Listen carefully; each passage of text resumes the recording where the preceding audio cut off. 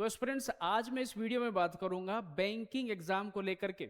आप में से बहुत सारे स्टूडेंट ऐसे होंगे भी जो तैयारी कर रहे होंगे, लेकिन आप में से बहुत सारे स्टूडेंट ऐसे भी होंगे जो तैयारी करना चाहते हैं लेकिन कंफ्यूज है कि क्या प्रोसेस है, कब इसके फॉर्म आएंगे, कब इसके एग्जाम होते हैं, कैसे कैसे एग्जाम होते हैं, क्या इसका सिलेक्शन प्रोसेस रहने वाला है। तो आज की वीडियो ये आपके लिए है। सारे डाउट्स यहाँ पे हम क्लियर करते हुए चलेंगे, किस तरीके से आपका 6 महीने के अंदर अंदर इसका सिलेक्शन प्रोसेस कंप्लीट होकर के आपके हाथ में ज्वाइनिंग लेटर हो सकता है। तो बात करेंगे एक एक करके। सबसे पहले मैं देखता हूं कि हम एग्जाम ही बैंकिंग के एग्जाम ही क्यों यहाँ पर हम सेलेक्ट करना चाह रहे हैं। देखिए, आप में से सबको पता है कि आज के टाइम में जहां दूसरे सेक्टर्स के अंदर इतनी वैकेंसीज देखने को आपको नहीं मिलेगी, अगर मैं बैंकिंग के साथ साथ अगर इंश्योरेंस के एग्जाम्स भी मैं ऐड कर दूं, तो साल भर के अंदर 40,000 से ज्यादा वैकेंसीज आपको देखने को मिलेंगी। और ऐसा नहीं है कि 40,000 आपको सिर्फ एक ही एग्जाम देने से, आपके पास कम से कम 10 ऑप्शन ऐसे होंगे जो आप एग्जाम दे सकते हैं। जहां पे मैं 6 सेक्शन तो ऐसे बताऊंगा जो आपके 100% एग्जाम होने ही होने हैं। मतलब कैसे?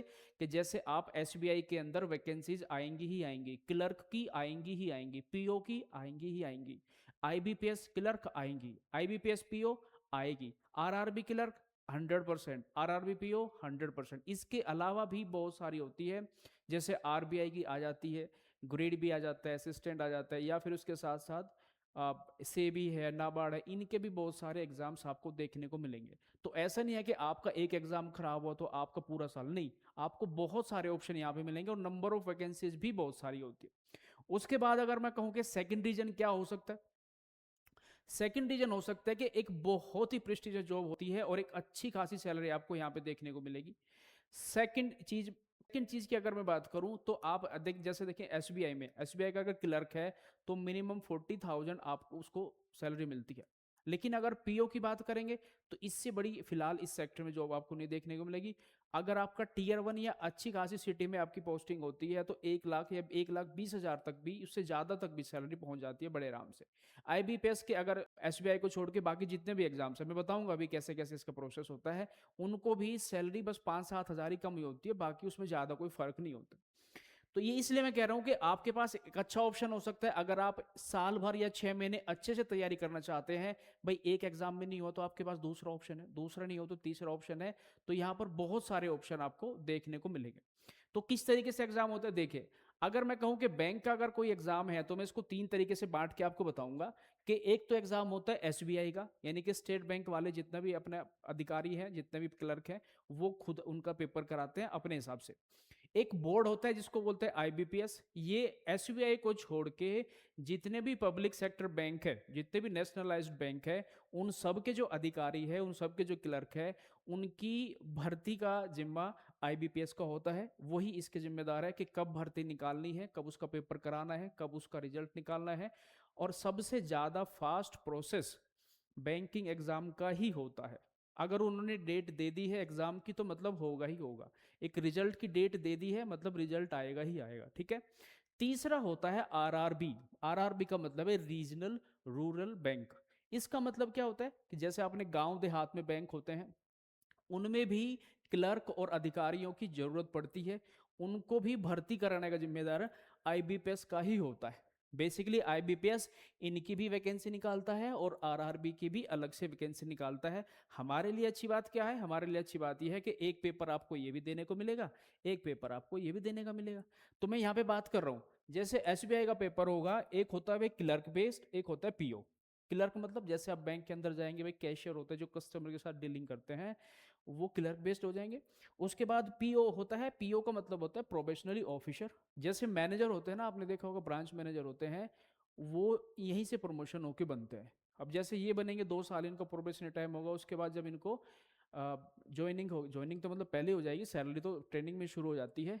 इन्हीं को पहले असिस्टेंट मैनेजर बना देते हैं या फिर जूनियर मैनेजर बना देते हैं, फिर बाद में प्रमोशन करके इन्हीं को वहां पे लेके जाएंगे।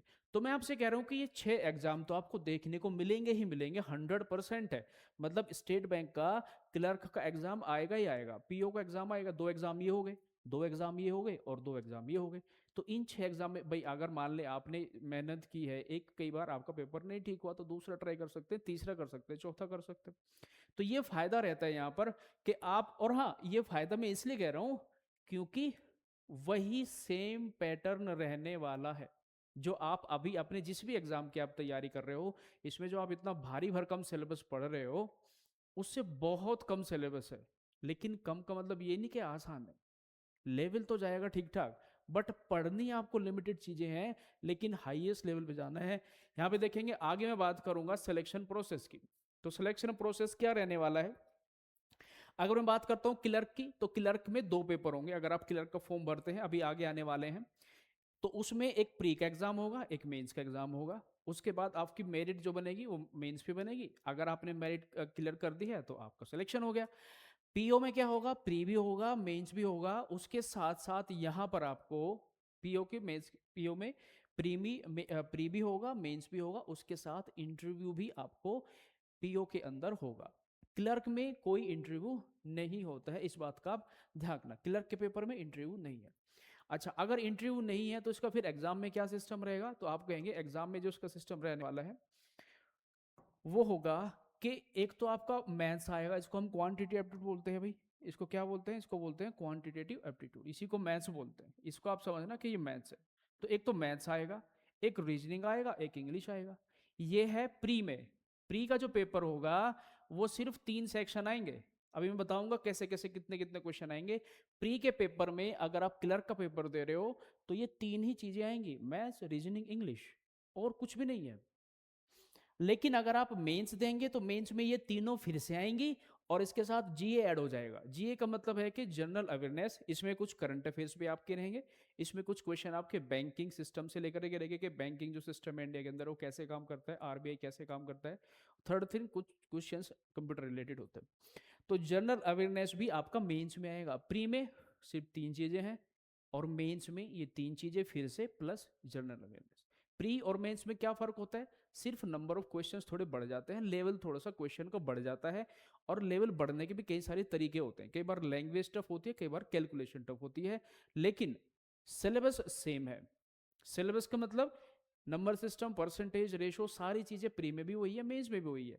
तो जब आप तैयारी करते हो तो आप ये सोच के नहीं करते हो कि हम प्री की कर रहे हैं, तो लेवल आपको पहले ही मेंस तक का रखना होता है, जिससे कि प्री आपका पहले ही अपने आप क्लियर हो जाता है। सेम अगर मैं बात करूं पीओ की, तो भाई इसमें एक प्री का पेपर भी होगा, मेंस का भी होगा, इंटरव्यू का भी होगा, और ये तीनों चीजें ही यहां पर भी पूछी जानी है, सिर्फ सिर्फ मैथ्स रीजनिंग और इंग्लिश। और जैसे ही मेंस का पेपर होगा इसमें जनरल अवेयरनेस फिर से ऐड हो जाएगी। इसका थोड़ा सा पेपर ठीक ठाक होता है अभी, मतलब अगर आप बात करें कंपैरिजन देन क्लर्क वाले से, इसका पेपर ठीक ठाक रहेगा। अब सैलरी भी ठीक ठाक है तो पेपर तो ठीक ठाक होगा कि नहीं होगा। तो ऐसा नहीं है कि आपने जस्ट फॉर्म फिल किया और हो गया, तो इसके लिए एक प्रॉपर तैयारी करनी होती है। और आपको बिना तैयारी के तो बहुत मुश्किल हो जाएगी चीज़ें, अगर आप सेल्फ खुद भी तैयारी करते हैं तो आपको बहुत सारी चीज़ें जो है वो पीछे रह जाएंगे बाकी से, क्योंकि कंपटीशन इतना ज़्यादा है कि आपको बहुत सारी चीज़ें पहले से बनी बनाई देखनी पड़ेगी। अगर मैं बात करूं सिलेबस की, तो सिलेबस इतना तो है, देखो ये देखने से आपको बहुत छोटी चीजें लग रही होंगी, बस इतना से सिलेबस है क्या। तो सिलेबस मैं कहूं कि यहाँ पर सिंप्लीफिकेशन है, अप्रोक्सीमेशन है, डीआई है। अब डीआई भी बहुत बड़ी चीज है अपने आप में, क्योंकि अगर आप देखेंगे पीओ में जो मेंस का पेपर होता है, अगर कुछ स्टूडेंट देते होंगे पेपर, डीआई ही आता है ज्यादा। तो डीआई होता क्या है, जिसका परसेंटेज, जिसका रेशियो, जिसका एवरेज, जिसका अर्थमेटिक वाला सेक्शन अगर स्ट्रांग हो जाता है, फिर कुछ चीजें होती है टेक्निकल, अगर वो आ जाती है तो आपका डीआई भी बड़े आसानी से हो जाता है। अर्थमेटिक आएगा, अब अर्थमेटिक अपने आप में बहुत बड़ी चीज है, यहाँ से अर्थमेटिक ही लिखा है यहाँ तक, ठीक है ना। अर्थमेटिक का मतलब है जैसे percentage, profit and loss, ratio हो जाएगा, simple interest, compound interest, time and speed, distance, time and work, boat and stream. ये सारे चैप्टर्स जो आएंगे ये किससे रिलेटेड आएंगे, अर्थमेटिक से रिलेटेड। उसके बाद मेंसुरेशन आएगा, मेंसुरेशन 2D 3D। इसके बाद पीएनसी, परमुटेशन कॉम्बिनेशन होता है, प्रोबेबिलिटी होता है, ये तरीके से आपका क्वाड्रेटिक इक्वेशन होते हैं। कुछ चीजें हैं जो लिमिटेड आपको इसी एग्जाम में देखने को मिलेगी, बाकी किसी एग्जाम में नहीं आती है। तो इतना बड़ा सिलेबस भी नहीं है, लेकिन इतना छोटा भी नहीं है कि आप उसको ऐसे सोचने लगे कि ये तो हम खुद ही कर देंगे हो जाएगा, ऐसा कुछ नहीं है। लेकिन अगर करने बैठेंगे एक सिस्टमेटिक तरीके से तो इतनी बड़ी चीज भी नहीं है, ठीक है। बात देखें अगर रीजनिंग की, तो रीजनिंग में आपको पजल्स, ये इकलौता ऐसा एग्जाम्स होते हैं बैंकिंग के जिसमें पजल्स का एक लेवल रहता है ठीक ठाक। अगर मैं बाकी एग्जाम्स की बात करूं, जैसे एंट्रेंस एग्जाम्स होते हैं, कैट मैट, ये तो इनकी बात नहीं कर रहा हूँ। बैंकिंग में पजल्स ठीक ठाक आएगी। उसके बाद लीनियर है, सिलोजिज्म्स है, कोडिंग डिकोडिंग है, इनइक्वालिटी है, ब्लड रिलेशन है, डायरेक्शन सेंस है। अगर आपको प्रॉपर ट्रिक्स और तरीके, आपको कंसेप्ट समझ में आ जाते हैं तो बड़ा ही आसान चीजें लगने लगती है। उसके साथ ही रीजनिंग, रीजनिंग में रीडिंग कम्प्रहेंशन है, क्लोज टेस्ट है जिनको हम, स्पॉटिंग एरर्स है जिसमें हम ग्रामर में देखते हैं जिसको, पैराजम्बल्स है जिनको PQRS भी बोलते हैं, फिल इन द ब्लैंक्स है, और वोकैबुलरी है। तो देखो ऐसे देखने में आपको दो दो लाइन लग रही होगी, जैसे वोकैबुलरी की बात करता हूँ, एक शब्द लिखा है वोकैबुलरी, लेकिन वोकैबुलरी के अंदर अपने आप में कितने शब्द है, कोई लिमिट नहीं है। तो मिनिमम 3000 या मोर देन सफिशिएंट, मतलब अगर आपको अच्छा ही करना है तो 3000 के लगभग आपको मीनिंग्स याद होने चाहिए। तो उसके लिए भी एक प्रॉपर तरीके होते हैं उसको करने के, ऐसे नहीं कि आपने कोई भी वर्ड उठा के कर दिया है, ठीक है। तो ये चीज ये थी सिलेबस से। अगर मैं इसके पैटर्न की बात करूं, मैं यहाँ पे बात कर रहा हूँ IBPS क्लर्क प्री को लेकर के, क्लर्क प्री वाला। तो क्लर्क में प्री जो है देखेंगे आप, 3 सेक्शन है, इंग्लिश, न्यूमेरिक न्यूमेरिक एबिलिटी का मतलब है मैथ्स का, और रीजनिंग एबिलिटी का मतलब रीजनिंग। तो इंग्लिश है, मैथ्स है, रीजनिंग है, 30 क्वेश्चन, 35 100 क्वेश्चन हो गए हैं, 100 मार्क्स के हैं, और 1 घंटा मिलेगा आपको। 1 घंटे का मतलब है कि 20 क्वेश्चन, 20 मिनट आपको इसमें लगानी है, 20 मिनट इसमें लगानी है, 20 मिनट इसमें, 20 मिनट इसमें। ऐसे नहीं है कि आपके पास 1 घंटा है और आप उसी में लगे हो, नहीं, आपके पास एक पर्टिकुलर टाइम होगा, इसी 20 मिनट के अंदर आपको इंग्लिश करनी है। 20 मिनट से पहले नहीं खत्म कर सकते, बाद में आप रुक नहीं सकते। तो ये तरीका है। आप यहाँ पे देखेंगे, अगर ये IBPS क्लर्क की बात कर रहा हूँ, यहाँ पे आप देखेंगे कि प्रीलिम्स में इसमें लिखा है, स्क्रीनिंग टेस्ट है, candidates must clear the sectional and overall cut off. IBPS clerk pre में सेक्शनल कट ऑफ होती है, SBI में नहीं होती है। सेक्शनल कट ऑफ का मतलब होता है कि आपका जब एग्जाम हो जाएगा वहां पे आपको एक कट ऑफ दिखेगी, अगर इंग्लिश में इतने मार्क्स है तभी आपको पास किया जाएगा, अगर मैथ्स में इतने पास है, मतलब हर एक सेक्शन में आपके पर्टिकुलर मार्क्स होने ही चाहिए। जैसे कई स्टूडेंट होते हैं कि उनको इंग्लिश नहीं आती है, तो वो मैथ्स रीजनिंग में अच्छा कर देंगे, इंग्लिश को छोड़ देंगे, तो गड़बड़ आ जाएंगे, क्योंकि आपको इंग्लिश में भी एक नंबर पास करने पड़ेंगे, उसको बोलते हैं सेक्शनल कट ऑफ। तो ये सिर्फ इसमें होती है।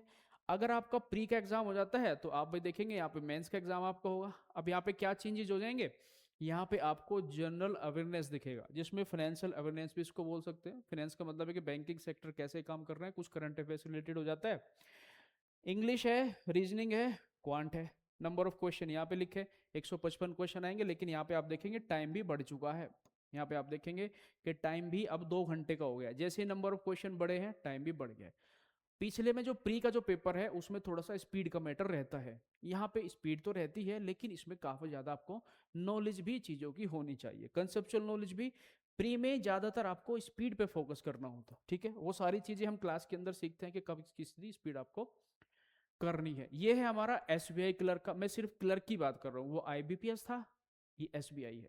SBI क्लर्क में सेम पैटर्न है, same number of question, same time है, कोई चेंज नहीं है, सिलेबस भी सेम है। तो मैं वही तो कह रहा हूँ, सेम सिलेबस के आधार पे आपको कम से कम 6 क्वेश्चन, 6 पेपर तो आपको ऐसे दिख जाएंगे जो उसके जैसे ही है सारे के सारे, और नंबर ऑफ वैकेंसीज आएंगी ही आएंगी, ठीक है कि नहीं। इसलिए मैं कह रहा हूं कि आपके पास एक अच्छा ऑप्शन हो सकता है बैंकिंग का, अगर आप कुछ टाइम के लिए अपने आप पे काम करें, जिससे कि आपके आगे आने वाले 30 साल इस तरीके से ना गुजरे कि आप परेशान रहे। ज्यादा से ज्यादा 6 महीने या साल भर आप एक बार बैठ के तसल्ली से तैयारी करेंगे तो आपका फ्यूचर जो है वो सिक्योर हो जाएगा, आपको किसी चीज की कोई प्रॉब्लम नहीं होगी। यहाँ पे बात कर रहा हूँ SBI क्लर्क मेंस की, नंबर ऑफ क्वेश्चन थोड़े बढ़ गए हैं, टाइम थोड़ा बढ़ गया है, ठीक है। और यहाँ पे मैं बात करूंगा कि पेपर कब होने वाला है, मैं PO की बात अगली वीडियो में करूंगा। अगर आप चैनल पे नए हैं और चाहते हैं कि इस तरीके की वीडियो आपको फिर से मिले तो सब्सक्राइब कर लेना, ताकि आपको नोटिफिकेशन टाइम पे मिल जाए। अब देखो 2026 हमारा चला हुआ है, IBPS ने अपना कैलेंडर दे दिया है, IBPS कैलेंडर दे देते हैं, SBI ऐसा कोई कैलेंडर नहीं देते हैं, बस वो सरप्राइज दे देते हैं। और लेकिन उनके जो नोटिफिकेशन में डेट होती है वो फिक्स रहती है, वो चेंज नहीं होती है। जैसे जो अगस्त की बात करूं तो IBPS PO प्रीलिम्स होने वाला है अगस्त में, तो इसकी बात करूं, इसके बाद सितंबर में कुछ नहीं है, अक्टूबर में PO भी है, और ये IBPS क्लर्क प्री है। यहाँ पे IBPS RB PO क्लर्क हो जाएगा, IBPS क्लर्क मेन कहा जाएगा, जो यहाँ पर क्लर्क था ये वाला, यहाँ पर मेन हो जाएगा यहाँ पर, ठीक है। तो दिसंबर में मेंस हो जाएगा। तो ये सारी चीजें यहाँ पर लिखी हुई है। लेकिन मैं आपसे बात करना चाहूंगा कि आप यहाँ पे देखेंगे मोस्टली जो एग्जाम्स है वो कहाँ से शुरू हो रहे हैं, मोस्टली एग्जाम जो है वो अक्टूबर के बाद शुरू हो रहे हैं, अगर मैं इसकी बात ना करूँ, ठीक है, अक्टूबर में शुरू हो रहे हैं। तो आज जैसे अभी बात करता हूँ, अभी चला है क्या अप्रैल, अप्रैल में लगभग ये तो चलो आधा अप्रैल तो या उससे ज़्यादा हो ही चुका है, मई जून जुलाई अगस्त सितंबर, तो 5 साढ़े 5 महीने 6 महीने समझो आप, ऐसे भी थोड़ा बहुत डेट आगे चली जाती है, या और भी एग्जाम्स आप देख सकते हैं। तो आपके पास अभी भी एक सफिशिएंट टाइम है। अगर आप अभी भी सफिशिएंट टाइम दे करके इस साल ही ट्राई करना चाहते हो तो 5 6 महीने तो आपको अच्छे से सिलेबस कवर करने में और चीज़ों को समझने में लग जाएंगे। तो अगर आप सोच रहे हैं इसके बारे में, इसी साल अगर आपको एग्जाम देना है, तो यही सही टाइम है जिस टाइम पे आपको अपनी प्रिपरेशन शुरू कर देनी चाहिए। ठीक है, तो यहाँ पे देखेंगे ये जनवरी तक चलेंगे, इसके बाद फिर नेक्स्ट ईयर ही आपको चीज़ें देखने को मिलेगी। तब तक आपको काफ़ी टाइम लगेगा और आपको वेट करना पड़ सकता है। ठीक है, ये थी सारी इन्फॉर्मेशन जिसके बारे में आपको बताने वाला था। यहाँ से एग्जाम शुरू हो रहे हैं, और अगर आपको, यहाँ पे मैं बात करता हूँ कि अगर आप सच में एक डेडिकेटेड तैयारी करना चाहते हैं उस हिसाब से, क्योंकि मैं पिछले 7 8 साल से 8 10 साल से मैं पढ़ा रहा हूँ, अगर आप चाहते हैं कि आप डेडिकेटेड तैयारी करें, क्योंकि मैं पिछले 8 साल से बैंकिंग एग्जाम्स के स्टूडेंट्स को पढ़ा रहा हूँ, काफ़ी स्टूडेंट्स पढ़ के बैंक में जॉब ले चुके हैं, आप भी चाहते हैं कि उसी तरीके से तैयारी की जाए, तो एक बार आप क्लासेज लेकर के देखिए। जोग्टा अकेडमी जो मंडी ब्रांच है वहाँ पर 27 अप्रैल 2026 से नया बैच शुरू हो रहा है, जो कि बेसिक से एडवांस रहने वाला है, जिसमें आपको स्मार्ट क्लासेज मिलेगी, साथ में साथ आपको लेटेस्ट, जिसमें आपको बेसिक से एडवांस रहने वाला है, जिसमें आपको स्मार्ट क्लासेस देखने को मिलेगी, लेटेस्ट पैटर्न बेस्ड मटेरियल रहेगा और कंप्लीट सिलेबस आपको कराया जाएगा। आपको अगर किसी भी चीज़ के बारे में इंफॉर्मेशन लेनी है, यहाँ पे मैं आपको बता देता हूँ कि अगर आपको कोई भी इंफॉर्मेशन लेनी है बैच के अकॉर्डिंग, तो यहाँ पे मैं आपको नंबर लिख रहा हूँ 9816064475। ये मोबाइल नंबर है, इस पर आप कॉल करेंगे तो आपको बैच से रिलेटेड सारी इंफॉर्मेशन आपको दे दी जाएगी। ठीक है, तो यही था इस वीडियो में, आगे और भी मैं इसी तरीके की इन्फॉर्मेटिव वीडियो में जरूर लाऊंगा, तो आप इसको सब्सक्राइब कर लेना। मिलेंगे फिर तब तक नेक्स्ट वीडियो में, तो थैंक यू सो मच।